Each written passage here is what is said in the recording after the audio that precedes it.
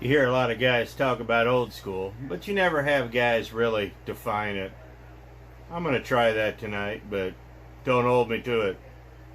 So, let's get started.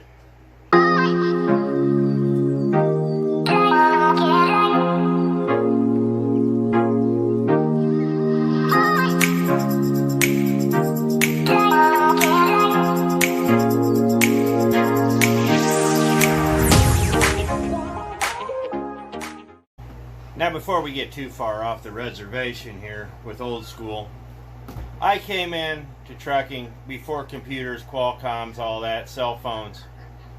But it was after deregulation, of course. The guys that were driving before deregulation, for the majority of them, have all retired now. They're in their 60s. And so I'm not going to be talking about that. There's a lot about deregulation, and you'll hear a bunch of guys talking about that.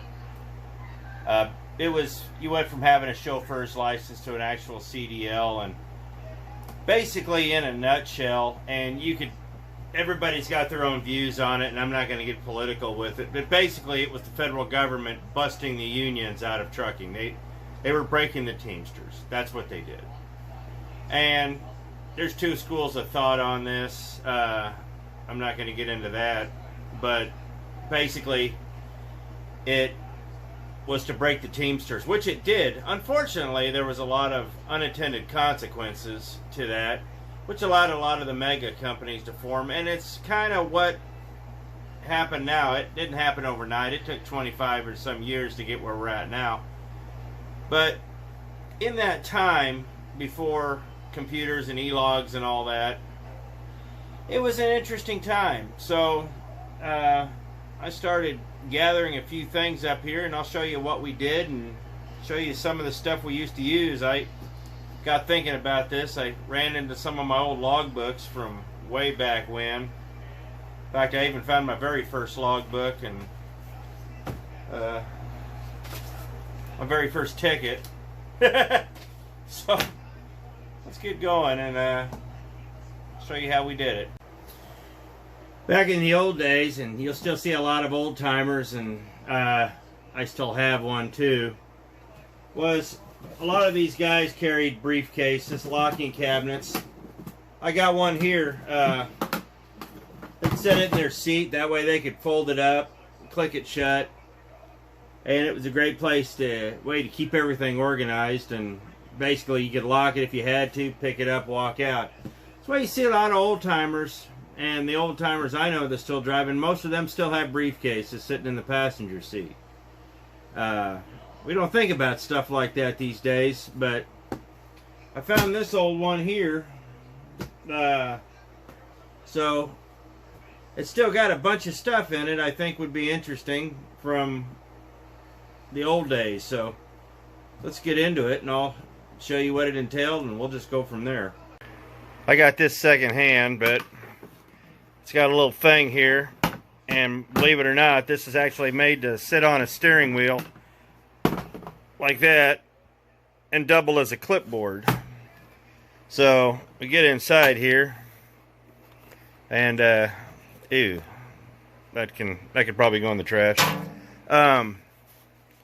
This right here, these were vital, and they would show everything.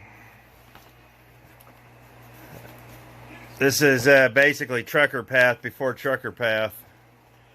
And let's get into Indiana here. It was all in alphabetical order. That's Illinois. So once you got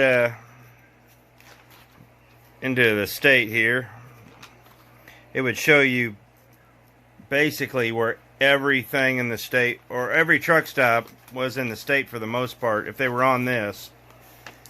And so you'd have a page here, see what highway you were going on. I'm going to stop in Crawfordsville. That's a pilot now. Let's see what it used to be.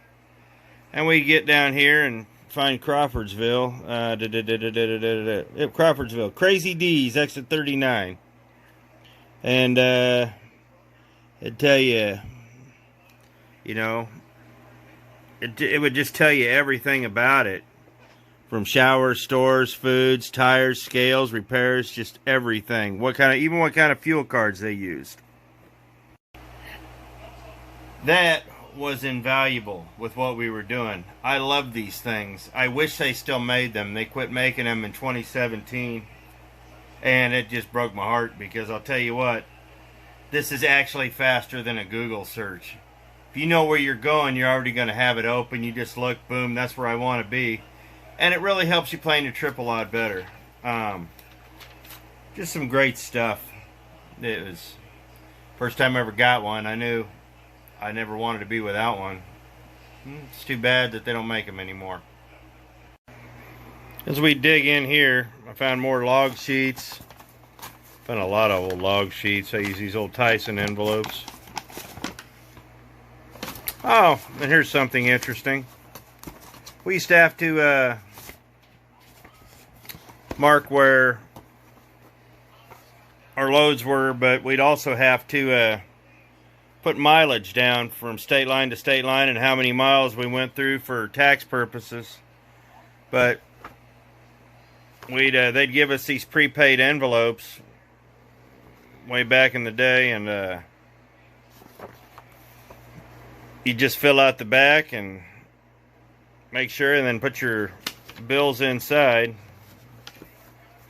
And that's how you did your trip planning. That's how you got paid, right here. From your trip, speedometer finish, start to finish. Yeah, your mileage was very important. Before PeopleNets, Qualcomms, and all that other stuff, we had to get all our information from an Amex number. 800, toll free, whatever. Call your company. And I have these little notebooks. I got stacks of them. And I basically, you get your load, you write it down wherever you got to go, you get your phone numbers, where you were going, your delivery numbers, mileage, the whole ordeal. It was important to have all that, and sometimes I wish I could find one. Some of them I even drew little maps in just because it was easier that way. But, oh yeah, like this right here. These are directions I had to write down, going from Hummelstown, Pennsylvania to Toluca, Illinois. Toluca? Basically, it says it's 8190 President's Drive. Hummelstown was right picked up. 322 East, second red light. Left on Grayson, first stop sign, right. On Milroy, first right.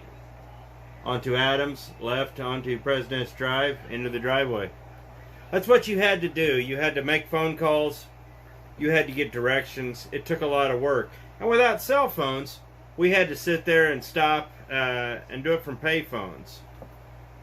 And so you had to make sure you had everything properly. And these books were great. I found my first one the other day.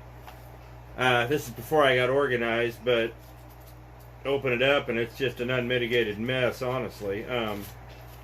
But it's chicken scratch. But there's a method to my madness. I actually found this one used. I'm not a Goosebumps fan, but you start off and you'd write your mileage down. You can't see that, but you'd start off with your starting mileage. You write your mileage down every day. That's what you had to do. Then figure out where you're going. This was my first job, and this worked for the time being, but eventually I developed my own system. Now, as you probably have figured out, I'm kind of a CB junkie. And I found my very first CB. In fact, the stand's sitting on it. But let me pull it out here. It'll drop a little bit. And this is one of my very first CBs. It's an old Victor 4. It's a 23 channel. Just a very simple 5-watt radio. I haven't really have a date on it, but late 70s, early 80s, made in Taiwan.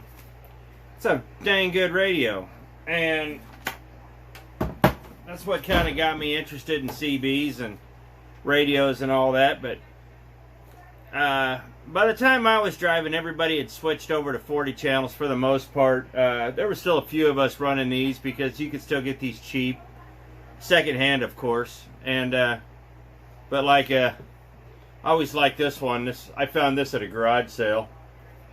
It's a AM CB tuning. It's got all sorts of, even got Morse code and all that. It's some kind of weird transceiver. I don't quite understand it, but it really doesn't work all that well, but I thought it was cool.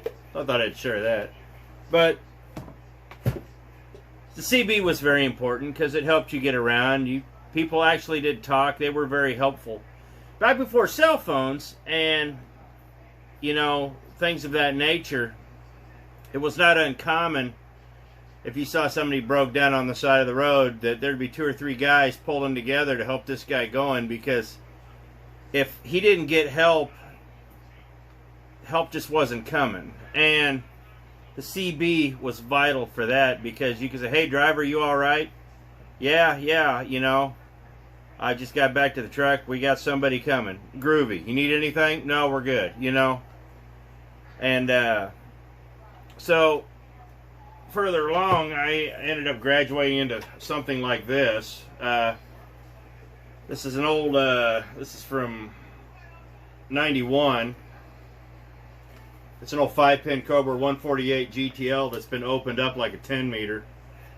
It's got a, I did the math on it one time. I quit counting channels somewhere a little over 1,300. It's a very serious radio. But you know, you had to have a serious radio back then, because without cell phones and towers and things of that nature, there were times you just needed to get, you know, down the road. You know, 15 miles is a long ways when you got to walk. Now all of you old timers are going to know what this is. It's a super modulator. Basically, it's a linear. You can hook up your CB and all that, and I haven't been able to. This one doesn't work. It broke, and there's just nobody around to fix them anymore. I may have a guy, but we'll have to talk to him. But yeah, you basically hook this up to your CB, and you'd have a stack like that, and you turn it on, and then when you really wanted an AM or sideband, or you needed a little extra boost, hit that button right there, boom. It would put you out a lot further, trust me on that. Now give me a little bit of credit. I'm not 8-track old, which is kind of a, well, you say if you're not 8-track old, why do you have 8 tracks? Well, long story. I only got 2. But we were all big into cassette tapes, and Laughing Hyena tapes were how we listened to comedy before, you know, XM radio. The radio at night, the AM radio, was a big deal, especially on the old Clear Channel days. But during the day, you know, we had just stacks of cassette tapes. I've still got a bunch of them, like that, and you go and you'd buy things like this, and these are old radio shows you could listen to if you wanted to, and every trucker had a flashlight. I still probably have 2 or 3 dozen of them. But the other neat thing was you could still get audiobooks, but they were all in cassette tapes. I tried listening to this, and this one kind of sucked. But we all found ways to entertain ourselves, and it was kind of a cool day, and I've still got this. You're going to enjoy this because I'm about to take you way back. This was my very first CD player, and let me get this thing open. You'd have things to store all the CDs. I've still got some. Oh, good night. I've still got some CDs in here. Wonder what they are. Yeah, I have no idea. But this right here, this was a big deal because you could plug it into your tape deck with a cord. And this was a little portable CD player. Yeah, these were a big deal. I've still got the Velcro to hold it onto the dash. You'd stick it on the dash and you put a CD, and then you'd have a tape deck adapter going into the tape deck, and it was a big deal. For all of you that have been watching this for a while, you know that I like maps, and I'm about to show you why. Because they've saved me quite a bit. Not only do I have some very old atlases here, like this is a really old atlas. In fact, this is old enough to where there's still a few interstates that aren't done yet. But not only do I have that, and well, good night. Just discovered I got stacks of log sheets. I probably ought to do something with that. But not only did I have those atlases, I shortly realized doing this that the paper atlases were not working out. But I did learn the value of a trucker atlas. And so, after continually getting them tore up, I actually ponied up the money and bought my first laminated atlas. And I'll tell you what, made all the difference in the world. But like I've said before, you should probably get a new atlas every year. But there was something more important than the atlases. And when we used to go to cities, like this is going to Los Angeles here, if you knew the crossroads where you were going, this is what I used to do. I'd get a city map, I'd figure out kind of where I was going, and I would actually just fold it into just a square, and it would just about that big, and I could have it clipped up on the dash or something like that. That way, I learned early on, if you knew the two main cross streets, you could navigate in from there. You didn't need to know everything. You just needed to know the last 3 to 4 steps. And so what I started doing was this, and it worked for me. You know, if I needed to be like right here, and I've had to deliver right in that little spot there, you just know you got to get there, but then you can move in. And you needed local street maps for stuff like that. You know, this isn't really this is more of a area map, not a street map. It just says the highways. But when you started, you know, like in Houston, this helped. You know, going down to Houston, these little laminated maps were great if you were going downtown, because you could fold them up and it'd put you right where you needed to be. And that was a big help. But there was something else I came across today that was even cooler than this. And I'm kind of excited. I was kind of excited to find this. This is one of them for Chicago, the viaduct clearance guides. And they made these specifically for trucks. So you can navigate all over Chicago and keep yourself out of trouble. If you came across maps like these were really cool. And they were a trucker's guide. I got this at Trucktown in Fontana years ago. Trucktown is no longer there. But it was basically an advertisement. But it was a whole lot more. Well, I got to put this down so I can open it up. There we are. Now, it had all the advertisements and phone numbers and all that, but check this out. In the black was all the truck stops that were there. A lot of these are gone now. The I-10's gone, the Beacon's gone. I think Coachella's gone. Those are still there. Three Sisters is there, but Trucktown's gone. I think Vernon's still there, but anyhow.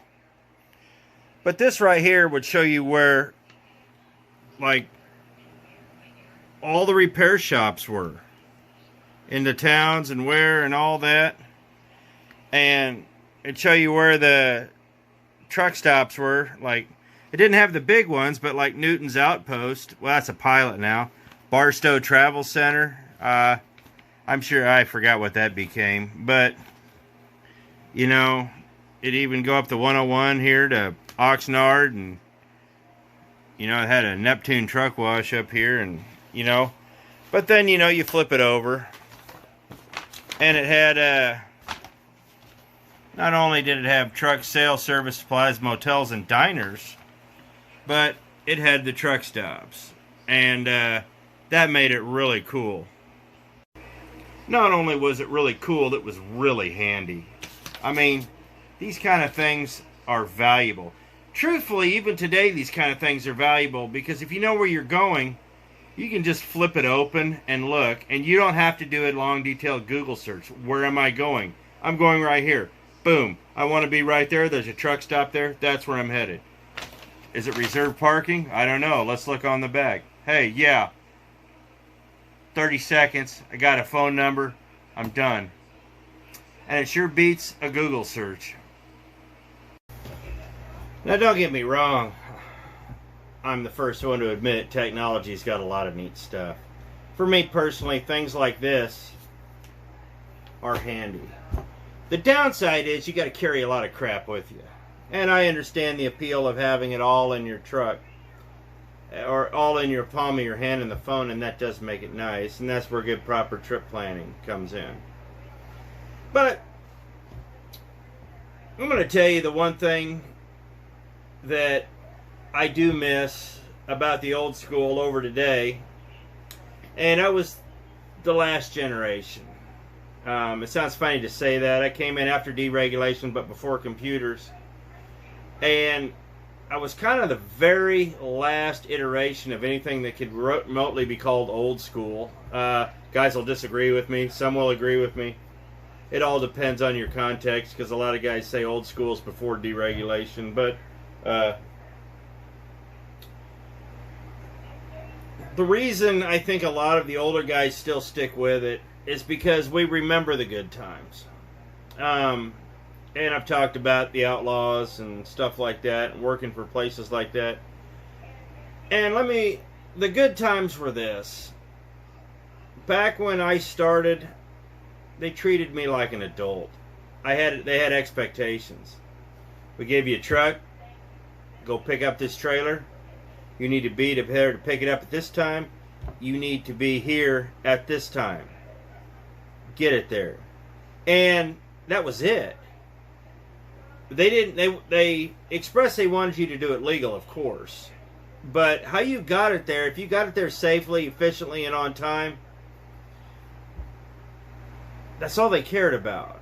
Because it was up to us as a driver to be professional. It was up to us to act professional, to do the right thing. And we've lost a lot of that with all of the, electronics and cell phones and all that. And they've been a blessing and they've been a curse. Part of why a lot of the old guys like it is because it was all about the in-between times. Having that 3 or 4 days of nobody messing with you. Make your check call in the morning and go. It was nice.